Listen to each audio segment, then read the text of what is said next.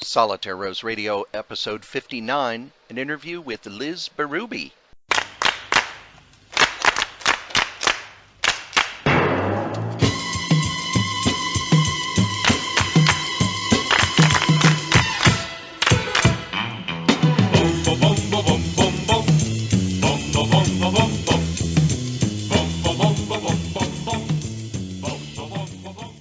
Earlier today, I got an email from someone who is setting up an interview for next month. Yes, I'm planning that far ahead. Who complimented me and said, I really enjoy the episodes you do about comic book history. And on the Crazy Comics and Stories, when you start going into comic book history and your knowledge about comic book history, I really enjoy that. It's fun to listen to. And to be honest, that's why I started Solitaire Rose Radio. I wanted to get all this information in my head about comic book history out. But it's funny how other people see me as, oh, you've got all this knowledge. And for me, it's like, oh, I'm getting all this new information from magazines like Alter Ego and Back Issue and Comic Book Artist, and from the Kirby list and the other lists that I'm on. I don't feel like I have as much knowledge as I would like to have. And one of the things that has pointed that out to me over the last few years is we had a comic book creator who I did not know come to one of the spring cons, and it's Liz Berube. Liz was a colorist at Archie and did some production and editorial work, and then she went over to DC, doing the same thing, but also doing some art for the romance books. And we get into her career. But she was someone who, because I don't know as much about Archie and romance, I had not seen her work before. And Mike Fergon, one of the three people in charge of the Minnesota convention now, brought her in as a featured guest, as a guest of honor, and had examples of her art up the first year she was there. And I was blown away. Not only was here's all this art that is just beautiful to look at. It's beautiful to look at. It comes from a place of pure emotion, rather than most romance comics at the time were very much, I don't want to say too heavily realistic, but they were very staid. They were very workmanlike. And seeing her art, at first it speaks to the era, the 60s and 70s that she drew in, but it also is just flowing and emotive, and you can't help but when you look at it, you see the emotion that's coming through. There's a flow to it that's almost like music, and we talk about that in the interview. And over the years, we've had short conversations and interactions and stuff, but the convention's very busy, and you don't get a lot of time. So we've been interacting on Facebook a lot, and I asked if she would sit down and do an interview. She hasn't done a lot of interviews, and I don't think she's ever done a podcast, because when I told her it's for a podcast, she didn't know what it was. Perfectly fine. Half the time I don't know what a podcast is. But this interview is one that I think you'll really like, and let's just get right into it now. I've just learned to relax, but I'm going back to rushing. You know, I just started my career all over again after 30 years of nothing. And I'm going to be doing some work with the, how do I put this? The state, they have a state thing here called, last month it was Choices, now it's called Life Well. It's a discount thing for people who need mental health care. And they have something called Art Awakenings. And they invite artists to come and teach and what have you. So I figure I'll bring a bunch of coloring books. Hopefully they'll supply the crayons. And I'll sit down and teach some people. That sounds great. Yeah, I need something. Yeah. I need something. I don't think there's a better way to cure depression than to go make other people happy. I completely agree. I completely agree. I wanted to ask, first off, most of the people who are artists that I know, they can't even tell you a time when they decided they were going to be an artist. It was just always there. Was it like that for you? Were you always drawing as a child? Well, both. I was always drawing as a child, and I was making, for like my parents' anniversary, I would write them a little book, or I would draw cartoons, or I was just drawing whenever I could. But I didn't actually decide to be an artist until my dad said, you're living, I had just become a single mother, and he said, you're living here and you have a responsibility, and you have to donate your share of the money for the house. So, I was spending so much money just raising a kid, and you know what that's like. Oh, yes. Yeah. They don't come cheap. And so I said to myself, well, what can I do? And I also thought my mother was a fabulous artist. She's a wonderfully creative woman in a million ways, singing, dancing, creating things, throwing birthday parties for people with unbelievable touches, like my Sweet 16, for instance. We couldn't afford a lot. We were like lower middle class, or lower class, somewhere in the middle there. And so we had the party at my house, and she made organdy corsages with cubes of sugar. And then she dipped it all in fuchsia and silver glitter. So it wasn't like these fancy corsages all my friends had, but they were the most beautiful things you've ever seen. So that was her creativity. Besides, she was a wonderful artist. And my dad and I didn't get along too well, so I figured if I could do the artwork, then maybe he'd like me better. And when I got the comic strip, he was the first one to invite all the neighbors in and drag out the champagne.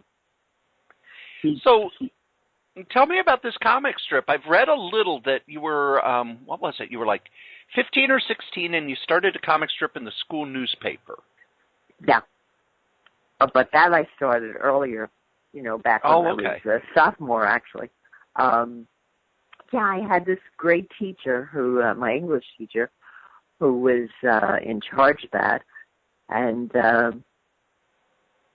he asked me one day, because he saw me doodling while I was listening to him, and that's the way I concentrated. I would just doodle. And at first he used to think I was cheating, and then he realized they were cartoons. And he asked me if I was interested in doing the cartoon for the school newspaper. It was a new school. And I said, sure. And I started it. And as far as I know, they've had other artists, and they're still doing it after all these years. It was Martin Van Buren High School, and the character was sort of a sad sack type of character, and they called him Marty Van Buren. And I loved it. My principal said I had a form of gentle satire, which I thought was really neat. My friends didn't understand what he meant, but big deal. I could care less. I knew what he meant. I'm thinking of myself at age 15 and 16, and the satire that I would have done would have been sledgehammer satire, because at that age, maybe because I'm a boy, subtle was not a part of me. Were there like comic strips or comic books that influenced you as you started to develop this? I think my first what was the word you used? I'm terrible. I can give you movies word for word from 1941, but I can't remember what I said 2 minutes ago. Influence, that was it. Okay. I would say the first influence was Fantasia. Okay. Walt Disney. But at the same time, it was Walt Kelly and Pogo. I love Pogo. My uncle used to read Pogo to me when I was 7 years old, and that was my bedtime stories. Loved it. Absolutely loved it and cracked me up. And my friends didn't understand it because it was beyond them. I was ahead of my time, Corey. And when I graduated high school at 16, I had the choice of going to either the School of Visual Arts. Well, my father wanted me to go to City College, and that was a big no. And I took the test for Cooper Union, and I scored 100%. So now Cooper Union, I don't know if you're familiar with it. It's I'm not. Very fine school in New York City. They only take students on scholarship, and they only take 500 students a year. It's an extremely prestigious school, something I did not know at the time. And because I was graduating at 16, all I could think of was, I want to get out of school. I want to go back. Because they offered me, I was also an underachiever, and they offered me, even though my average was low, they offered me to take me on as a student if I would agree to go on to be a teacher there. And I just didn't get the right advice from anybody. So I said no, which was, looking back at it, it was so dumb, because I could have had my summer vacations paid for and my days off and all kinds of great things, and, all you had to do in New York was say you were from Cooper Union, you had a job. It was a wonderful school. So I was sorry about that, but no regrets. You do what you do. So I went to the School of Visual Arts, and I majored in cartooning. Couldn't understand why they made me take life drawing. and they said, the answer to that was, well, you can't distort a figure unless you know what a figure is supposed to look like. And that made sense to me. And I'm one of those people, if it makes sense, I'll listen. So I continued on to school. I left early, though, because I wasn't getting anywhere. I found myself spending most of my time in the lunchroom with the hippies, the beatniks.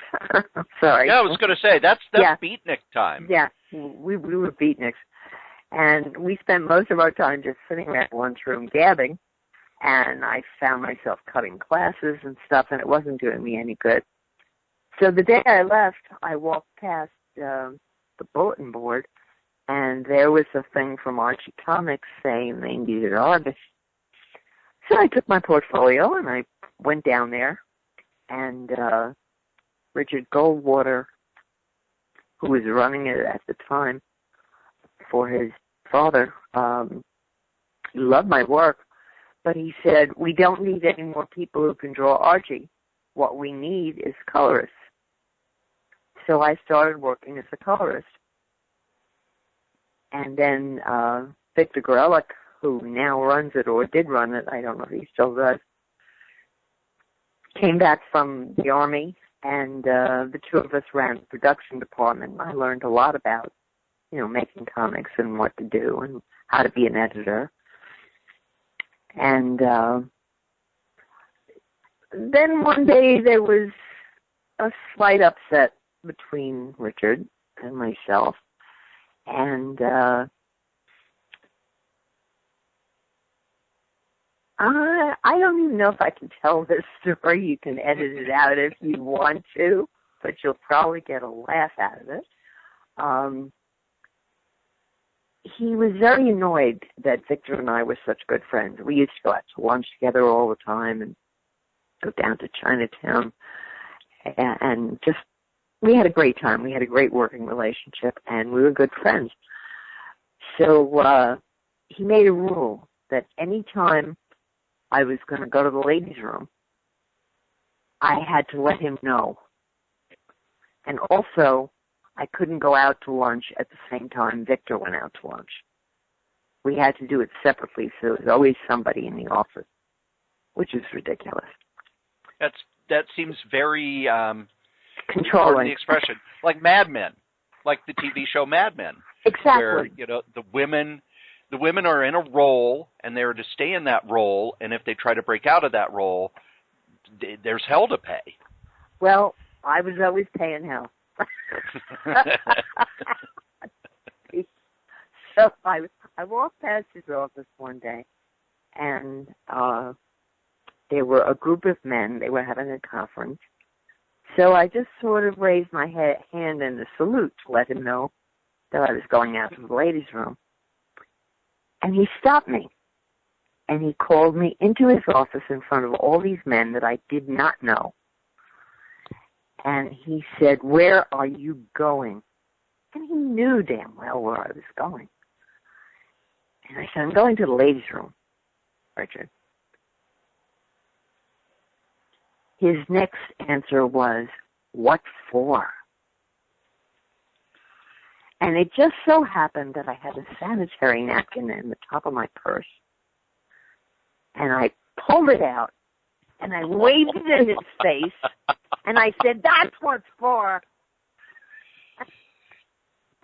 I walked out, and when I came back, the guys were gone, and I walked into his office, and I said to him, "I quit." He said, "You can't just quit like that." I said, "There's no signed contract with it. I'm out of here." And I left. And he had Victor calling me all weekend, begging me to come back on Monday. And I never went. He did, though, give me freelance books for color, so that's how I earned my living for a while.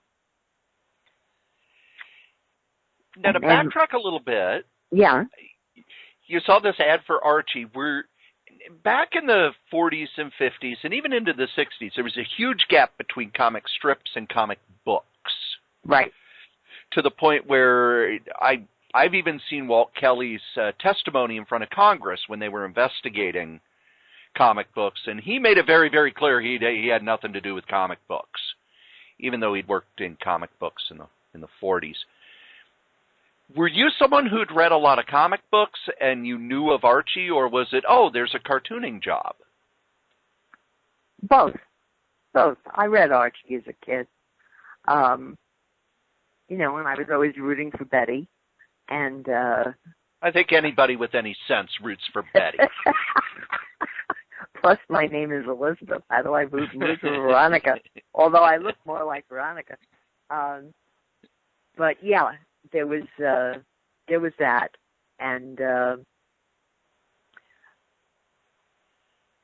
comic strip was a collection of sketches that I had done over the years, while I was waiting for the bus, or sitting around New York, whatever. And when I knew that my father expected me to start contributing money to the house, I sat down and I wrote all the gags on 3x5 index cards, and then I illustrated them. And I was lucky enough to find a very nice guy who was a, what do you call him? An agent.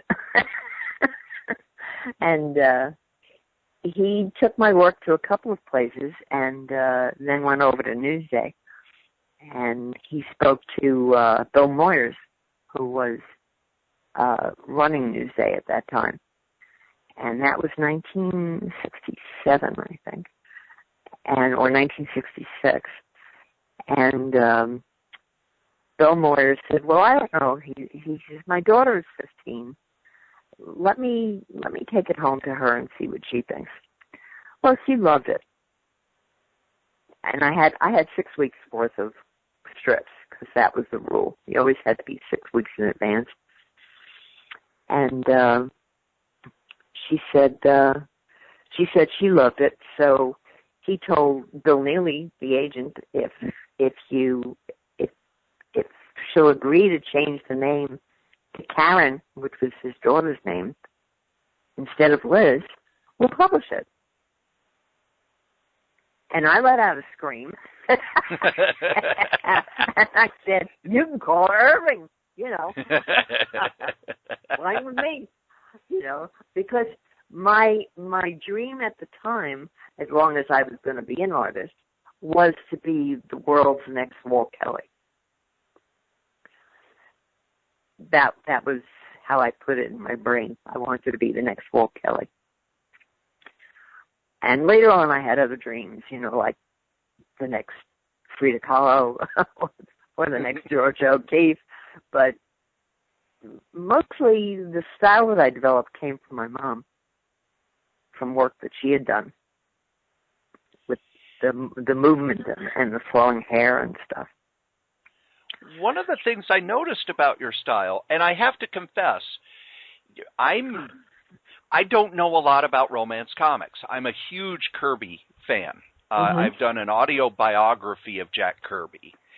And one of the hardest things to find are his romance books. There have only been a few collections, whereas his crime and science fiction and superheroes and stuff, they've been collected all over the place.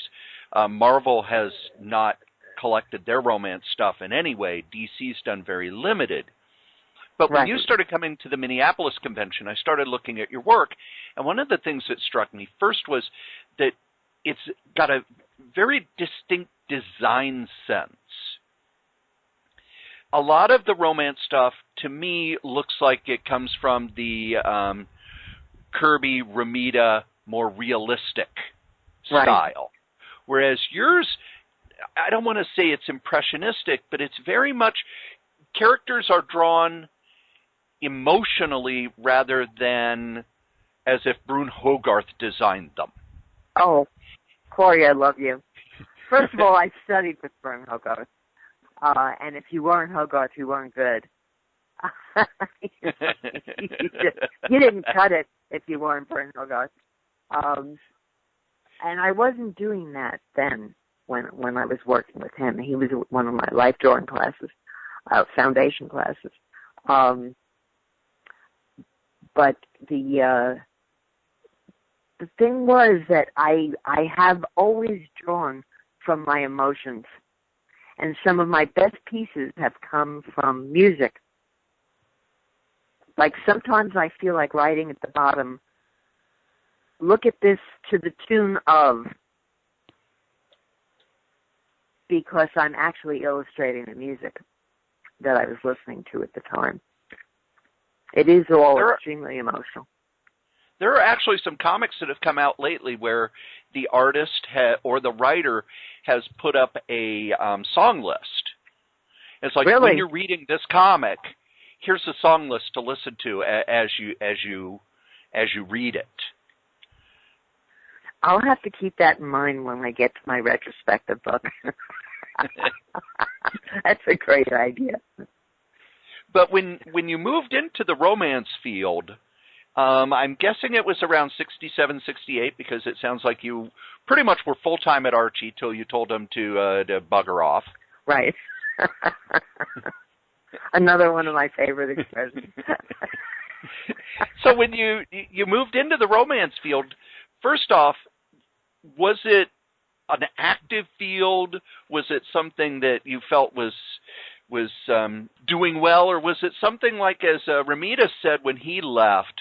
I read an interview where he said, I felt like I was just doing the same thing over and over and over and over, and when Stan offered me a job, I jumped on. When you entered the romance field, what was that field like? What was kind of going on with romance comics? Well, all the men were drawing it, and most of the women looked fairly masculine. You know, more Joan Crawford than the type of woman I draw. And, or else very busty or Mad Men type thing. Actually, just going back to Mad Men for a minute, I had somebody, I think it was my son, who called me up and said, there's a great new show on. Have you seen Mad Men? And I said, David, I lived it. I don't. I have no desire to go back there, you know. And it was the truth. No, I started coloring, and I colored it. I love coloring Alex Toth. His stuff is so beautiful. Beautiful, beautiful. And they gave me a chance to do a couple of little stories, and I tried to do it in the way Toth would, with a figure in the foreground and everything else, you know, in the background. Nobody was taking it. But one day, Joe Orlando came to me, and he said, look, we're short a page, because there are 22 pages to every comic book, or there was at that time. And he said, we're short a page, we need a filler. And that's when I did that wonderful astrology page of the woman with all the hair holding the big astrology circle with everything. Yes. Somebody else wrote the astrology, and I never did my own printing. I that was for somebody else to do. You know, I would sketch it in, but they would do it. I hated lettering things. I still do. It's just not my thing. I'll do it if I have to. And I did it in the comic strip. But I didn't do it in the comic books. So I started out with this one page, and it got such great reviews from everybody in the business that Joe and Dick Giordano started asking me to do more and more of them, and I just kept going. And it was just a job to me. You know, I didn't think of how much I was being paid or whether I could squeeze them for more money. But I did do another stupid thing. They offered me, it was a dying section at that time. The romance comics were fading. Nobody wanted them anymore. And it was my idea to make it more girlish rather than grown-up romance stories. Right. And Cosmopolitan had just come out, and they had Burt Reynolds as the centerpiece, you know, just about naked, and the centerpiece of Cosmopolitan. And I said, what it needs is we have to turn the romance books into like a teenage Cosmopolitan. And that's when I started doing Beauty on a Budget and all those other little things. And I took them straight out of, I didn't take the pictures straight out, but I took the ideas for the copy straight out of Cosmopolitan and then put them in my own style with my own suggestions, or things like how to make lipstick last, or how to make nail polish last, things like that. And stuff that none of the male editors at DC would have known about. I can't exactly. see Joe Orlando, who worked at EC, going, how do you apply blush? how do you put that on? Yeah, Bertie Wrightson and I were talking about that, trying to figure out how to do that. No, I had a good time, but I see at that time in history, if you left your child with a daycare center, you were leaving that child at tremendous risk. So I didn't want to leave him with a daycare center and work with the good old boys up at the comic place. I was also a little shy about, oh God, what will it be like, working with all these guys who I'm used to, they're used to being my editors, and all of a sudden I'm going to be telling them what to do. Mm-hmm. But mostly it was because of my son. And it was very convenient because this way I could work at home and spend time with him, and color 2 books a night, plus a drawing if I had to.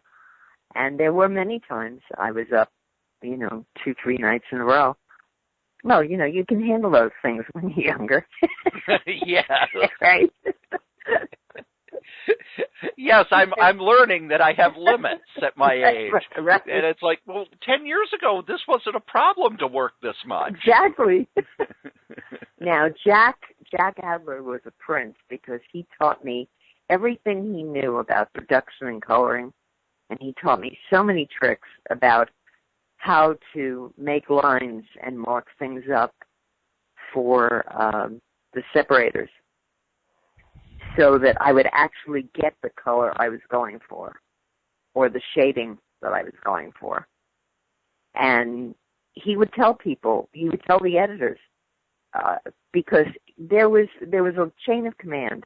There were the pencilers who took their time, and they were always late. Then the inkers had to make up for the lost time the pencilers made it, you know. Yep. And then when it got to the... I've heard that's why Vince Coletta got so much work, because whether he had assistants or what, he could turn a book around immediately. Exactly. And while he would take A+ art and turn it into like C+ art, he could also take D- art and turn it into C+ art. Right. And it was very much, do you want it good or you want it Thursday? They wanted it Thursday. Well, when they did that with me, they got it Thursday and they got it good. Yep. And Jack used to say, if you need it yesterday, give it to Liz. Which I was very proud of. I mean, they only paid me $27 a page, which is ridiculous. But then again, they paid everybody $20. You know, I've had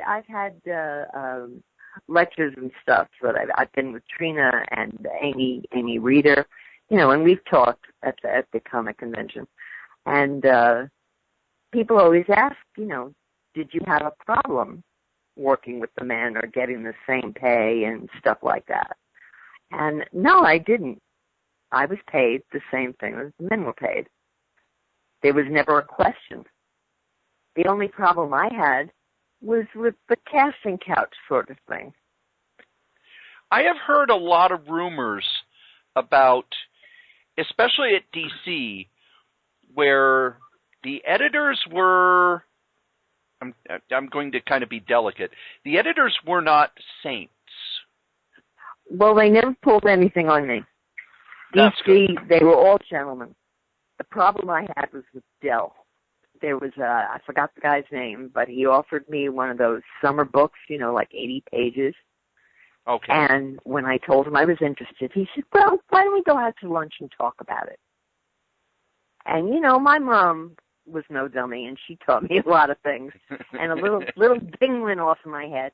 And I said, no, I'm sorry, I have an appointment, I have to leave. So when I came, he said, well, you know, come back on Tuesday and we'll talk about it. So I came back on Tuesday, and then he asked me to dinner to talk about it. And this went on for a couple of weeks, and when he finally realized that no was going to be no, I never got the summer book, and I never went back to Dell. But there were a few other places I had the same problem with, but never at DC. That's amazing. I had no idea that went on at DC. There's no real smooth way to do an edit here. I took out some information here where we talked about the personal lives of some comic creators and some stuff that could be embarrassing for people. And we also talked a little about Neal Adams, and Liz then went into stories about Neal Adams, so that's who she's talking about here. Speaking of Neal, he was a wonderful editor, and I did work with him for a while at Continuity Graphics. And he gave me an oral contract for exclusivity so that I would not work for DC and I would only work for him, which he later reneged on. But even though we didn't speak for many years, I still have to say that I learned more with Neal than I learned from anyone else, including the School of Visual Arts. There is a story that is floated that Neal actually at DC taught them that they could use another color when he was working for them, that he was like, well, Archie uses it and Marvel uses it. Why aren't you using it? And I don't know what color it was. Because I don't either. But have you heard that story? Is there any validity to it? I would say, knowing Neal, that there probably is, but I never heard that before. Okay. But just knowing him, I would. He came up with the union that gave us the rights to our artwork back, and that our artwork was returned to us after it was used in the comic book. He was also involved in the Siegel and Schuster thing before the Superman movie came out to make sure that they got a stipend or a pension or some sort of payment. Yeah, Neal is a very sharp guy and a wonderful artist. I always say, to me, Neal Adams is the man who took Batman out of his pajamas and turned him into the Dark Knight with muscles. Well, Julie Schwartz took him out of being goofy. Yes. And then the TV show kind of made it be goofy again. But when the TV show went away, it was almost like, well, now what do we do with them? Because no one's going to, the fad's over. What do we do? Right. And yeah, I was 5, so I've had to read all this stuff in reprints and stuff. But I imagine how jarring it was to, here's Carmine Infantino drawing a puzzle story about the Riddler, and then the next one, oh man, here's a haunted house story drawn by Neal Adams. That had to be, if you were a comic reader, going, what? What? Oh, Carmine was the best. I don't know who ran the offices before Carmine, but he was wonderful. And I also had to love him because every time I walked into the office, he'd go, "Hey, Liz, how you doing?" He was just a sweetheart. Just a sweetheart. Now, one of the things I've noticed, because we're friends on Facebook, is you constantly talk about being a hippie and the hippie culture and working in comics in the 60s and 70s.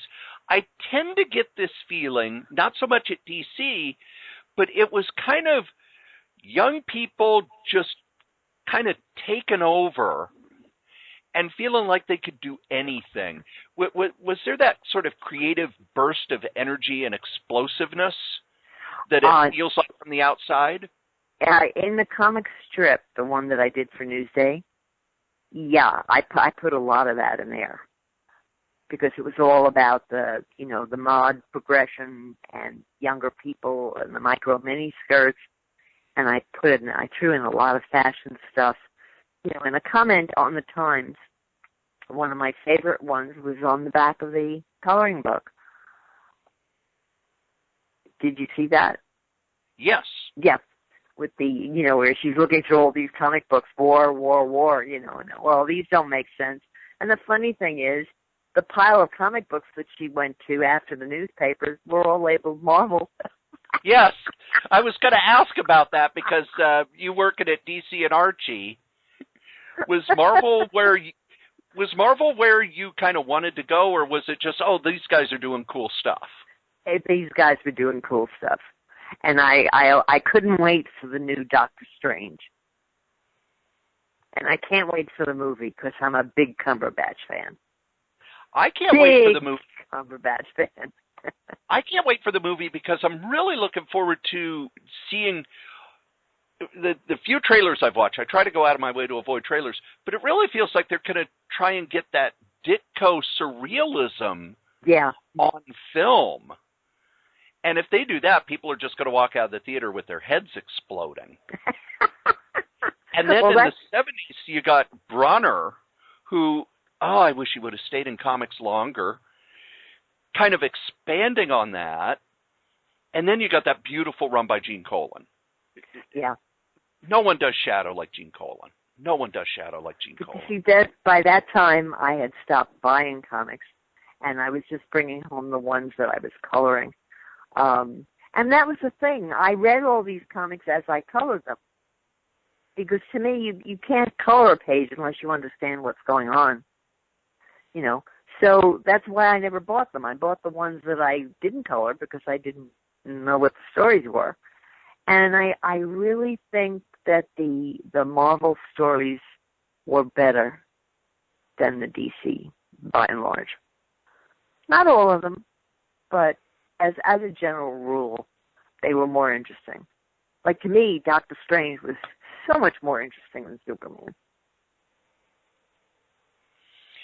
But that's me. Underground Comics influence what was going on? Because it feels to me, as someone who wasn't around at the time, when I go back and read, it really feels like people were trying to bring in some of that personalized influence and some of that more personal art into the mainstream stuff.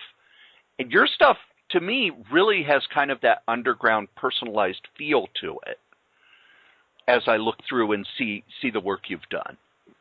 That may be true, but I think that I left New York in '77, the summer of Sam, and moved to Taos, New Mexico, where there was no publishing at all. And when I went to the town newspaper and tried to interest them in the comic strip, all they could see was that satire on beatniks. They couldn't see the forest with the trees, and I couldn't find any work. And the same thing happened when I came down to Arizona. Everybody wanted fine art. So I lost a big chunk of what was going on. I went back to New York in the 80s, and that's when I had a chance to work with Sal Amendola on the Elvira book. And Paul Levitz was very nice about, because I didn't leave in a nice way.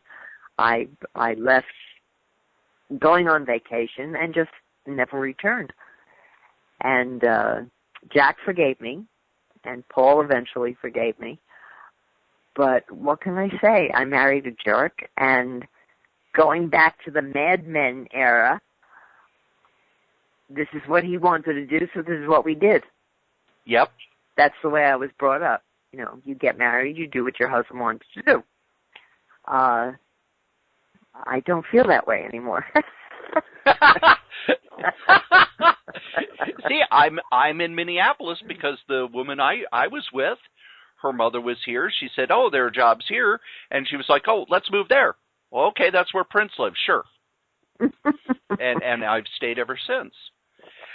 One of the things about comics, during that time you were gone, in the 70s, it was printed on the cheapest paper on really bad presses, and I talk a lot about how if you want to read a 70s comic, you can read the page and then you can hold the page up to the light and then see what's on the other side. Right, newsprint.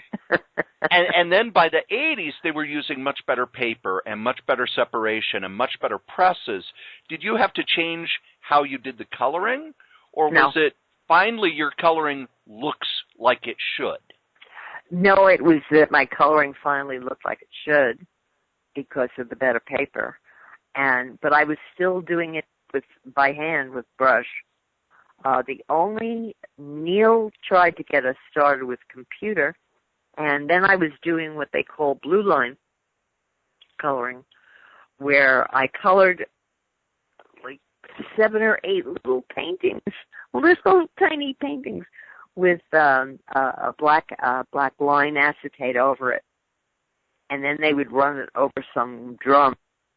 They were printing it out that way.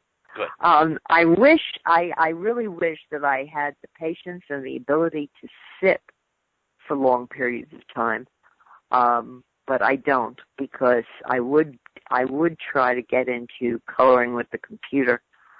But you know, Corey, after so many years of doing it with a brush and then an airbrush, I love working with airbrush, even on the tiniest things. It would be just one more thing that I'd be taking up time to learn and lose time to do.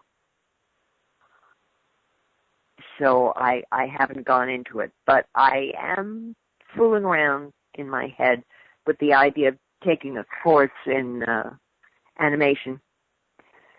Only because I've always loved animation. I've done it by hand all my life. For nephews and nieces, and I make their birthday cards completely animated. But you flip them. Yeah. I forgot what they used to call them years ago, but you flip them. And I'd love to learn to do that, but my nephews get really mad at me. No, Annabeth. No, we love the handmade ones. Don't start putting it on disc. You know, anybody can do it on disc. But no, there's a big section, of time that I'm sorry that I missed in comics. But when Mike Fergon found me, I had just broken my hip, and I was in a pretty bad, scary place emotionally. And he told me that he'd been looking for me for several years. And because I'd moved so many times, they couldn't find me. Nobody even knew if I was still alive. And he bought a bunch of my pages right off the bat. Trina's still yelling at me for that. You don't sell your originals, especially when I was married to this idiot. He put them all in a little attic room, and of course there was a hole in the attic roof, and of course there was a gigantic thunderstorm, very much like a monsoon, and I lost half of what I had, and more than that, I would say, if you double the amount, half of my originals walked out of the production department because people liked them. And I wound up with maybe 30 pages to my name. I still don't know what to do about that unless I get a hold of the Hero Initiative and see if they can do something. I wanted to ask, you're involved in the Minneapolis convention, but were you involved in the convention scene back in the 60s and 70s? Because it was a very different scene back then. No, I had no idea there was a thing called a comic book convention. You see, at that point, Corey, I was doing the job. I picked up work. I went home. I did it. I took care of my son. I cleaned the house. I went back to work. I slept a few hours, got up, and started all over again. And then 2 or 3 days a week, I'd go into the city and deliver work and get an A or a C from the editors. I finally got to a point where it was A+, and I never had a problem. But that was really all I was interested in. I wasn't interested in the business at all. I wasn't interested in what was going on around me. I didn't even know most of the artists that I worked with. I knew the editors, but I didn't know a lot of the artists. And I'm so sorry that I let it go to Dorothy Woolfolk. She was a good lady, and she had some good ideas, but I think that she just wasn't young enough to promote it the way it could have been. And I'm really sorry about that. And I think about it now, and I go, idiot! With what they'd be paying you to be an editor, you could have taken David to the office with you. With a babysitter. Well, one of the things to also remember was it wasn't just newsstand comics. DC was in a lot of trouble by the mid-'70s, to the point where a lot of fans know about the DC implosion, where the newsstand distribution was so precarious that a big snowstorm hit the business so hard that they canceled over half the line. Wow, I didn't know about that. Yeah, and newsstand sales were fading anyway. It was the direct market that pretty much made it so comics continued.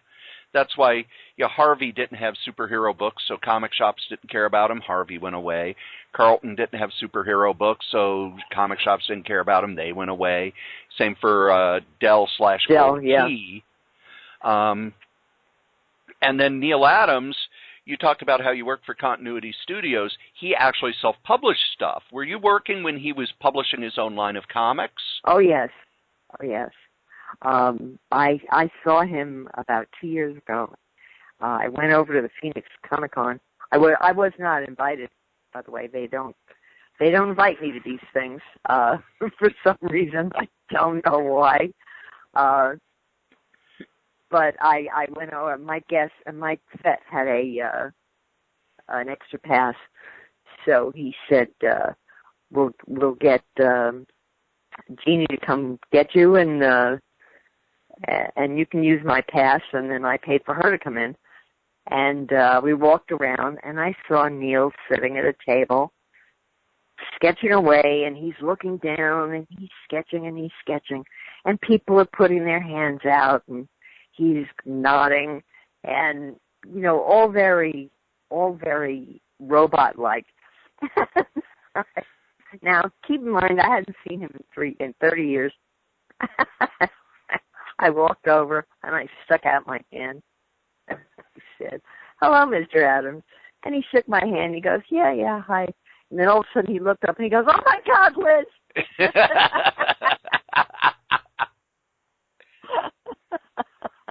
And when I gave him a copy of that card that I used, the Art of Romance, he said, "Wow, she's still around, huh?" Because he was my editor when I did that contents page. Okay. Yeah. So you talked about Mike Fragon, he's kind of become one of the three bigwigs here at the Minneapolis convention. Yeah, I love Minneapolis, and he's one of the reasons. And you said that he was kind of searching you out.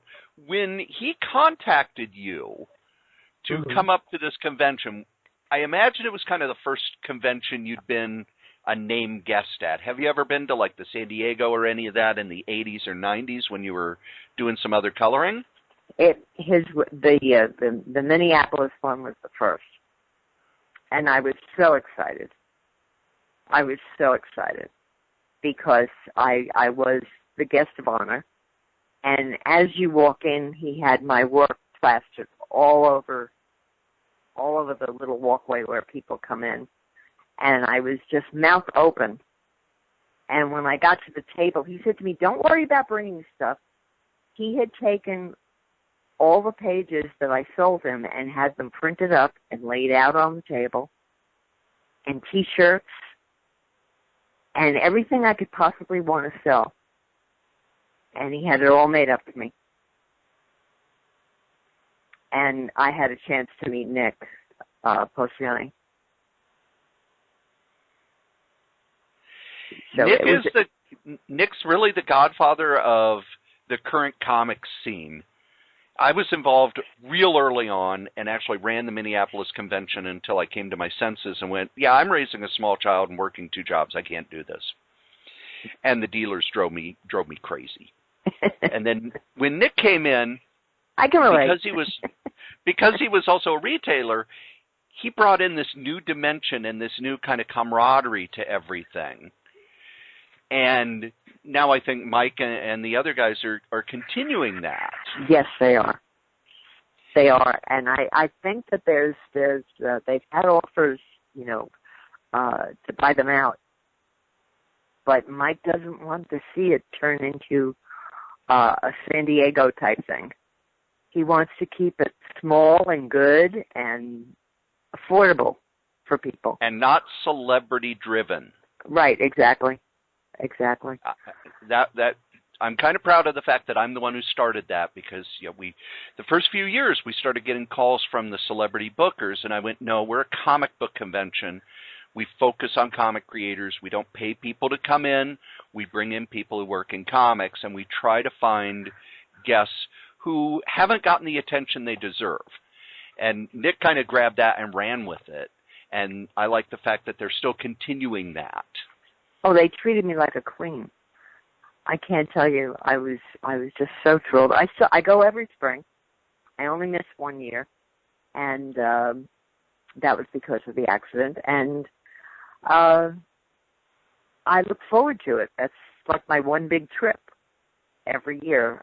It was a little difficult this year, but Mike got his girlfriend's daughter to do the selling and the bending and the lifting, so that I could meet and greet people and do sketches and, and actually have a good time. But I still miss the two big parties because I was wiped out. I was totally wiped out. But I enjoyed it. Now, the field has changed a lot, even in the last, 10 years. I noticed at the convention we had not just a lot of kids, but the crowd was almost half and half male, half female. Right.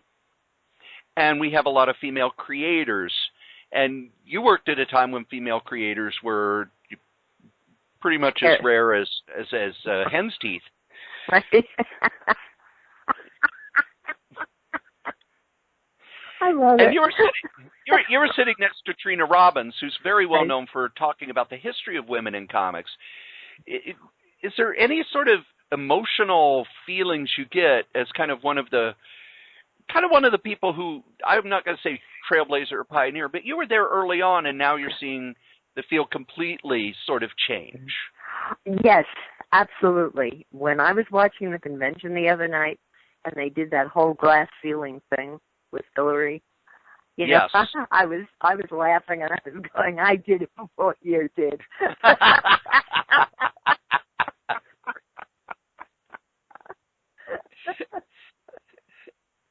And I didn't even know it, So, yeah, I think it's great, and I love it when he goes out of his way to get Trina to come too. And the first time he had Amy Reeder also, and the three of us got along famously, and we just had a high old time doing the interview. I'm sorry I didn't get a copy of it, but Amy and I remain friends all over long distance. She's invited me to New York.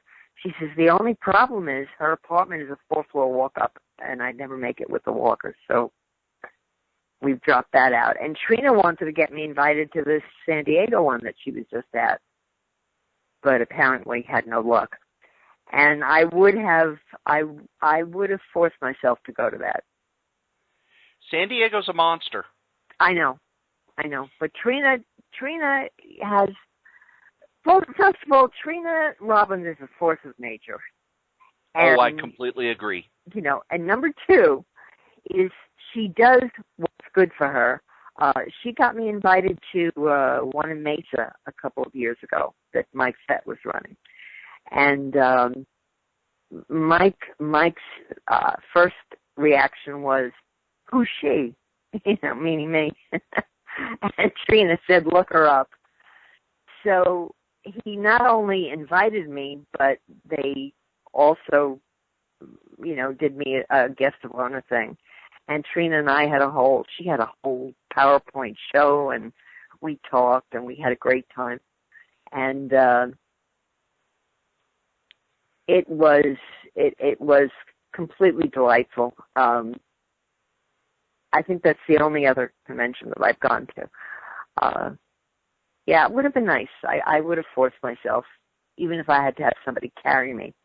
My son even said, if you get an invite, he said, I'll come down and help you.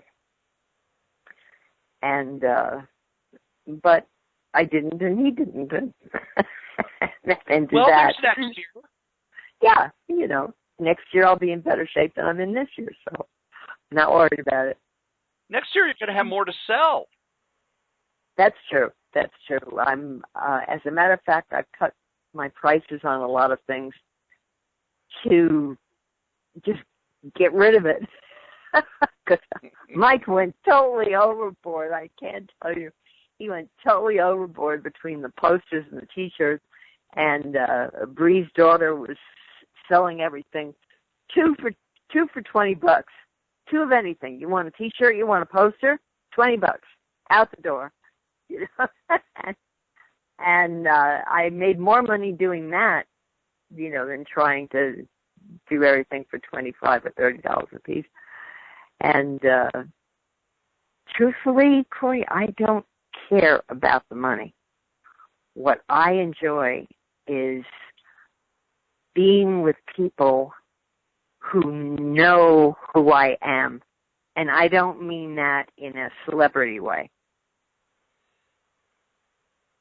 they know me as an artist, as a fellow artist and a cartoonist, and, you know, just a person who likes to laugh and have a good time. And Mike says I have a standing invitation to the spring con, not the fall one, because that's for people like Mike Rowe. The fall one's a one-day show. It's smaller. It's almost, I think it's more dealer-focused than creator-focused. Yeah. Whereas the spring Minneapolis convention, I'm going to brag, we had more independent artists there than any convention in North America, including, the Small Press Expo, because we just, free tables. Right. It's artist-focused. We want the artists there. The artists are the draw. It's not the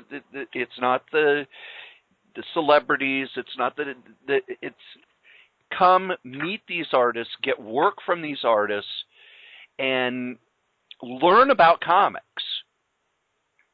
One of the things that I've really enjoyed over the last, I'm not going to do the math. I'm not going to do the math because we started in 88.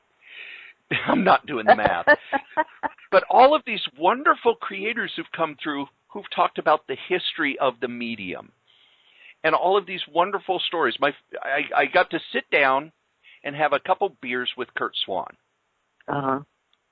And he talked about, he loved drawing comics because he could do it at home, he could be done by noon, and then he could go bowling. Yeah. It was a job where he didn't have to work real hard. And for you, it's a job that you could do at home while taking care of your son. Exactly. And to fans, it's, especially, you heard me talk about those Dr. Strange stories. We treat them like the Talmud. But the people who worked in them, it's like, yeah, I just got to get this done by Friday. Well, it was the same thing with what I did. You know, this has to be done. And I would work till 4 in the morning, and then I would get up at 10 and start all over again. And if they needed 2 books by the next day, they got 2 books by the next day. And when I was working for Neal and DC, I was working 2 jobs at once at the same rate. You know, I mean the same rate of energy and what I put into it. And I loved it. I think, you know, they're coming out, including me, well, everybody's coming out with coloring books now. And that's when I said to Mike, I want a coloring book. You know, help me with this. I want to put out a coloring book. And he asked me why it was so important. And I said, it is important for the convention, but it's important because when I look back at a time when I was coloring every day, I was a happy, relaxed person. It wasn't so much that I was doing the job I loved. I was coloring. I was relaxing. I was creating every minute of every day. And I think coloring is not only as an artist, you know, and the fact that it was my job, but as a person with some emotional problems too. There is nothing. I think we all have emotional problems. Yeah, right. I'm a little bipolar. Just a touch. The coloring is tremendously relaxing. It's soothing, and I think it's wonderful for everybody to do. And if they look back at their childhood, I would venture to guess that they can't remember a happier time when they were just coloring books, in or out the lines. I really think that we're going to get into some philosophy here. I think I always do. Human beings are, now that we don't have to hunt and gather our food all the time, we're driven to explore, and through exploring, we have art and creativity and things like that. And you talk about coloring as being very soothing and almost meditative. It is meditative, yeah. And for me, I do 4 podcasts, and I'm stupidly adding another one at some point. And some of it is just me talking, and some of it is like this where I'm interviewing, and some of it's where I'm reading my writing and turning it into audiobooks. But the one that I look forward to, the one that feeds my soul, is every Monday I sit down with my two best friends, and we talk about our lives and what we love. Mm-hmm. And is there anything better in the world than a job where you just sit and talk with your friends and explore their lives? There's nothing better.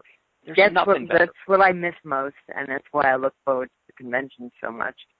I really miss going down to DC a couple of times a week, and sometimes I'd stop in and have lunch with the guys from Mad Magazine. But, I imagine that was probably the funniest day of your week. Oh, I loved it. And let me pay for anything, not on your life, And it's still that way. When I go to the convention, Mike makes sure that I get there a day before so that I can rest and relax before it's time to go to the convention. He takes me out to the most wonderful restaurants. Gets me a great room, which I've noticed he does for everybody. It's not just me. And then afterwards, he'll book me a flight 2 days later so I have time to rest and relax before I have to travel 7 hours again. And to see how wonderful this city is. I love, I can't stand the cold, but I love Minneapolis. I absolutely... all you guys, the people there are the nicest people that I have met, and I've been all across the country, and I've lived in a lot of different places. And I met some really nice people in Pennsylvania and some nice people in New Mexico, but they don't compare to Minneapolis. Maybe it's because it's part of the heart of the country.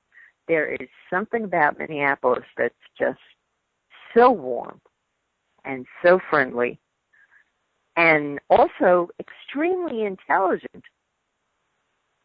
It's not like going through Arkansas.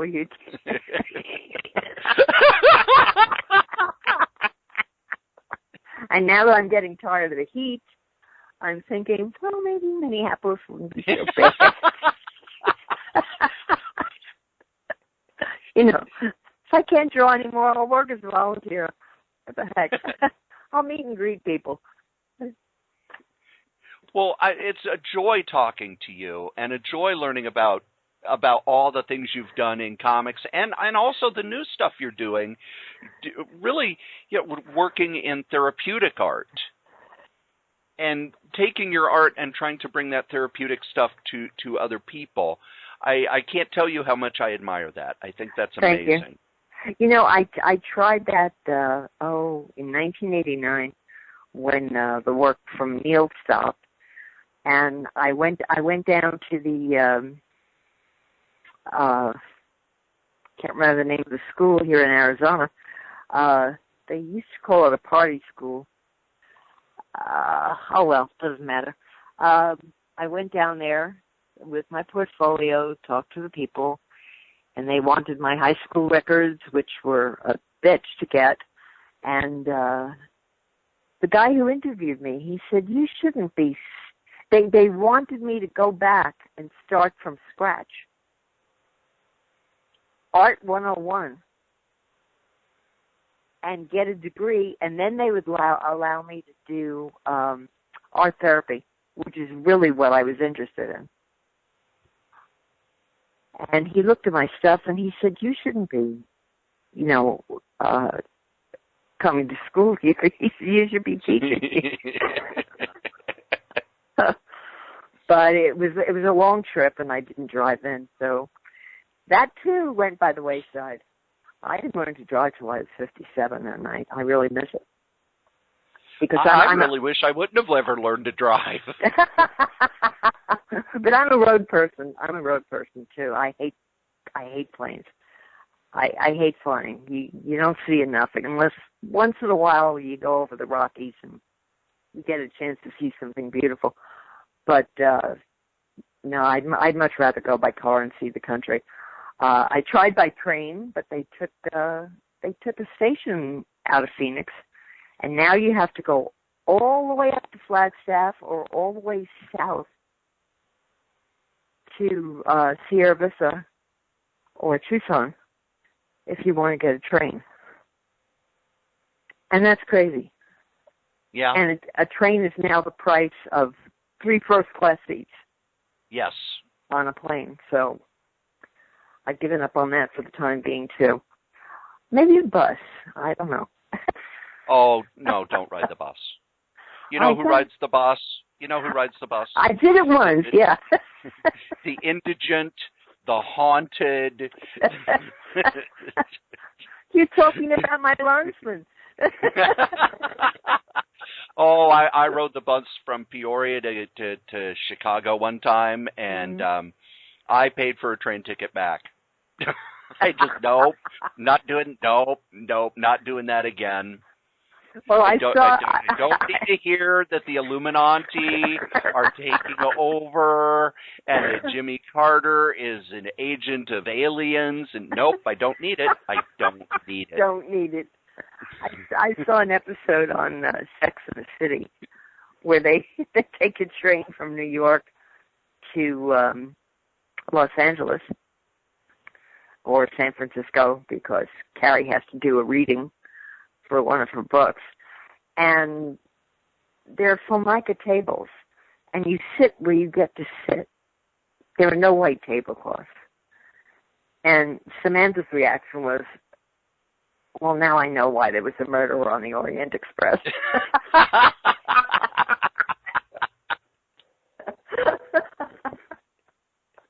So I'm sorry I missed that era, but who knows? Maybe it'll come back. Vinyl records are coming back. Anything can happen. I know people who are collecting 8-track tapes, so you never know. You never know. I don't have any 8-tracks, but... Well, thank you so much for the time. Oh, Corey, it's been fun. And we will talk again at SpringCon, and hopefully we will continue to interact on Facebook, where you are very active. I try to be, yeah. One of the jokes I make on Crazy Comics and Stories is that I become very grandiose about the show and myself, and I will declare that I am a national treasure, and the show is a national treasure. Looking over Liz's career and speaking with her and interacting with her, and now spending... We actually talked to each other for about 2.5 hours. And an hour of it was the interview, but there was also, we talked about our own lives. We told stories about things we'd done. She's a wonderful, wonderful woman, and she is a national treasure. Do yourself a favor, when the YouTube video goes up, she has sent me enormous amounts of art to put in the YouTube video. Just go over, and you don't even need to listen to the interview again, but just look at the art that she gave for the video, and you'll be knocked out. It's fabulous, fabulous stuff. She has a coloring book that she is selling. Just go to her Facebook page, which is linked in the show notes, and send her a Facebook message that you want to buy one of the coloring books. She'll send you how to do that. It's her art without the color so that you can color it yourself. Cannot say enough good things about her. We've got stuff coming up. I am at Blizzard World this week. I will be setting up the table. I will be live podcasting. It's not a big convention. It's a little bitty convention. It's kind of basically it's an old school convention where it's dealers and a few artists, and they set up in a high school gym and they sell comics. So I don't know if I'll be live streaming the entire time, but I will do what I can. And then at the end of the month, I will be at LionCon up in St. Cloud. Talk about it over on Crazy Comics and Stories, but it's the last Saturday of the month. I'm at LionCon. It's a big gaming convention. It's 12 hours. I'm going to be live streaming the whole thing. It's going to be nuts. I have no idea if I'll have anybody there other than Dangerous Dan Moore. So I have no idea what's going to happen. I will be bringing cookies to both events, so if you want cookies, come up, ask me for cookies. Sit down, help me fill the time on YouTube. Next week is the long-promised next part of the EC interview. I've got other interview. EC history. I'm going to get back into Tales from the Crypt. Yes, I know it's been a long time. I've been busy. I've been interviewing people like Liz and Mike Allred and just lots and lots of stuff going on here at Solitaire Rose Networks. Head on over, listen to a weekly news update, listen to Novelcast. I'm getting near the end of the poker novel. The next novel is a detective novel. Crazy Comics and Stories next week.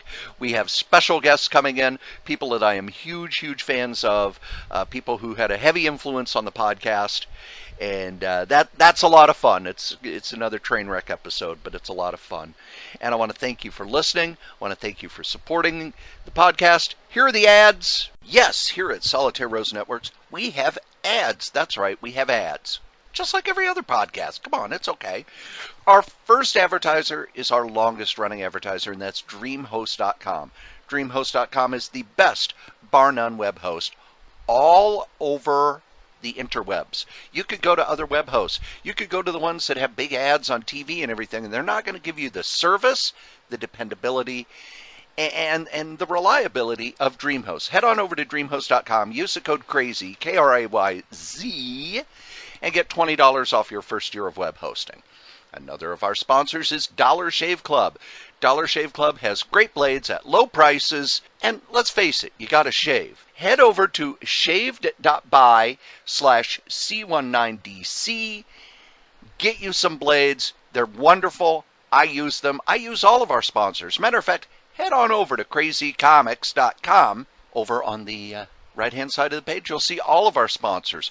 Bombas, Grays, Flaviar, Dollar Shave Club, and DreamHost. If you would like to advertise on any of the podcasts in the Solitaire Rose Network, you can.